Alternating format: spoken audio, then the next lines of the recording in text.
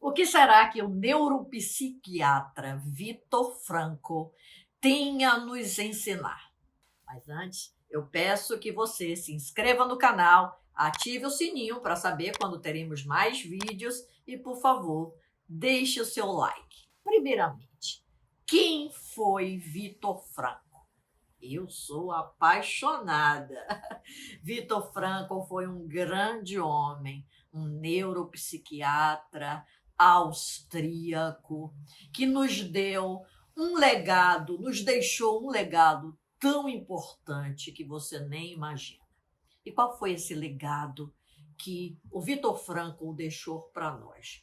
Viktor morreu mais ou menos com 90 e poucos anos, deixa eu ver aqui, 92 anos, tá? E por que eu estou afirmando sempre que foi um legado importante? E por que eu estou querendo deixar claro que foi 92 anos? Porque esse homem passou por um campo de concentração e sobreviveu. Morreu somente aos 92 anos. E o que Viktor tem de importante para nos ensinar? Viktor Frankl era filho de uma família que tinha uma certa condição quando chegou, a situação contra o judaísmo. E então, a família inteira do Viktor Frankl foi capturada, vamos dizer assim, como tantos outros judeus, e foram enviados para campos de concentração diferentes. A irmã conseguiu driblar e não foi para o campo de concentração. Já os outros, sim, os pais, a recém-mulher dele, porque ele era recém-casado, a esposa estava grávida, inclusive foi obrigada a abortar, no campo de concentração. Ela morre no campo de concentração, os pais dele também morrem no campo de concentração. No entanto, o Viktor consegue permanecer vivo. Uma das astúcias, digamos assim, do Viktor é que ele usou a questão de ser médico para poder demonstrar que gostaria de contribuir ali no campo de concentração em relação aos soldados. Então, ele rapidamente colocaram ele para ajudar em toda a parte médica ali das coisas que aconteciam. E vários pontos fortes ele conta num livro dele chamado Em Busca de Sentido, que é o que no futuro vai se tornar a logoterapia, uma terapia que ele criou baseada no quem tem por que viver suporta qualquer quase como, Essa frase é do Nietzsche, mas ela representa muito bem o que o Viktor queria dizer no trabalho dele na logoterapia. E foi isso que fez o Viktor sobreviver. A logoterapia, que já era uma coisa que no tempo da Universidade de Medicina ele já dava uma esboçada, inclusive ele trocou cartas, conversou com o Freud, e o Freud incentivou ele a dar continuidade aos pensamentos que ele estava tendo nessa direção do que viria a ser a logoterapia. Mas no campo de concentração ele teve vários momentos assim, à beira da morte mesmo. E algumas coisas me chamam a atenção. No livro Em Busca de Sentido, ele comenta, eles dormiam nus de lado para aquecer um mais ao outro. E um dia ele estava dormindo quando ele acordou com o amigo que estava à frente dele tendo um pesadelo. Então, o que é que a gente pensa quando a gente vê alguém tendo um pesadelo? A gente acorda imediatamente, não é verdade? Não é isso que a gente faz? E aí, a mesma coisa o Viktor ia fazer. Então, na hora que o Viktor ia acordar esse amigo, ele parou e pensou: qualquer pesadelo é melhor do que a realidade do pesadelo do que está acontecendo aqui e agora nesse campo de concentração. Então, ele vê o amigo se debater, mas não o acorda. São passagens fortes, mas que vale a pena. O livro, ele não é um livro que você vai ficar triste. Pelo contrário, apesar de você ver depoimentos que muitas vezes são fortes, você se sente como se você tomasse emprestada a força do Vitor Franco. E assim, o Vitor tinha momentos que ele buscava fugir daquele inferno. Mas como fugir? Então, ele descobriu que ele poderia se esconder e sumir por alguns momentos em uma cabana que se jogavam os corpos mortos. E aí, aquela cabana ficava próxima à cerca, e aí ele entrava lá, os corpos todos empilhados, e ele descobriu.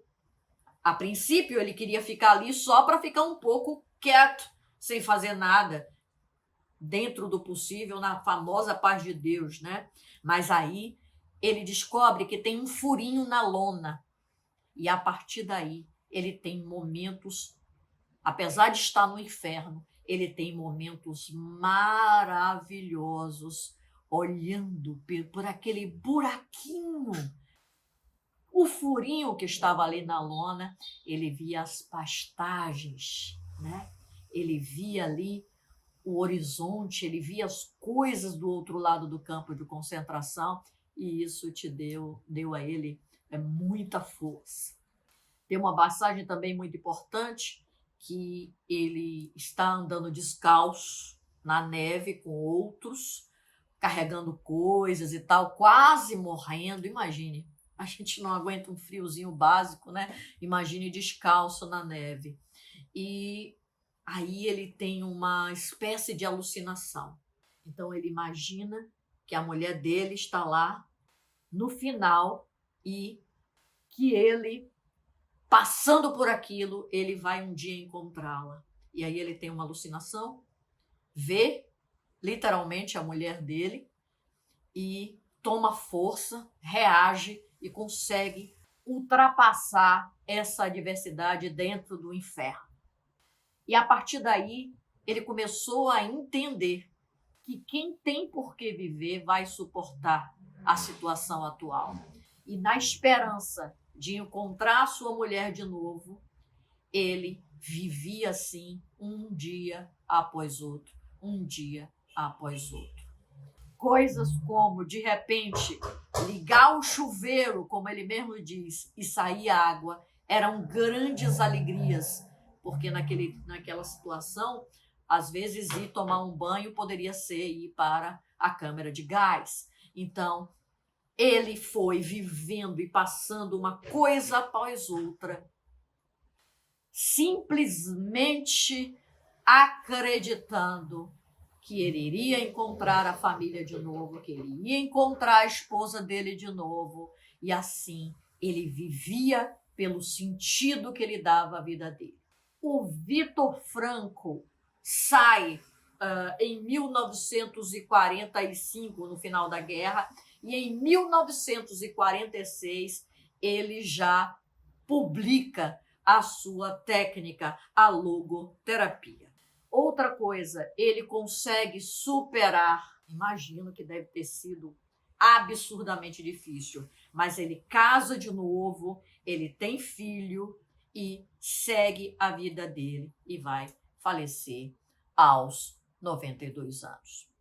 Vitor Franco, se eu puder fazer uma relação com as crenças impulsionadoras que o Vitor Franco tem, ele tem crenças relacionadas à resiliência, à iniciativa, à assertividade, à positividade, à persistência, à criatividade, à imaginação, à superação, à capacidade de se colocar no lugar do outro, perdão, visão, vanguardismo, capacidade de tomar decisões, capacidade de mirar o copo meio cheio. E você? Você está achando que está passando alguma adversidade? Acha que pode aprender alguma coisa com o Vitor Franco? Eu indico o livro Em Busca de Sentido, Vou deixar um link aqui embaixo na descrição. Leia, vai te fazer muito bem e vai te fazer, inclusive, tomar força para qualquer adversidade que, porventura, você esteja passando agora. Se esse vídeo fez sentido para você, encaminhe para pessoas que você acha que podem se beneficiar, porque a ideia aqui é criar um mundo melhor e, principalmente, uma humanidade mais harmoniosa. Eu espero você no próximo vídeo. Até lá!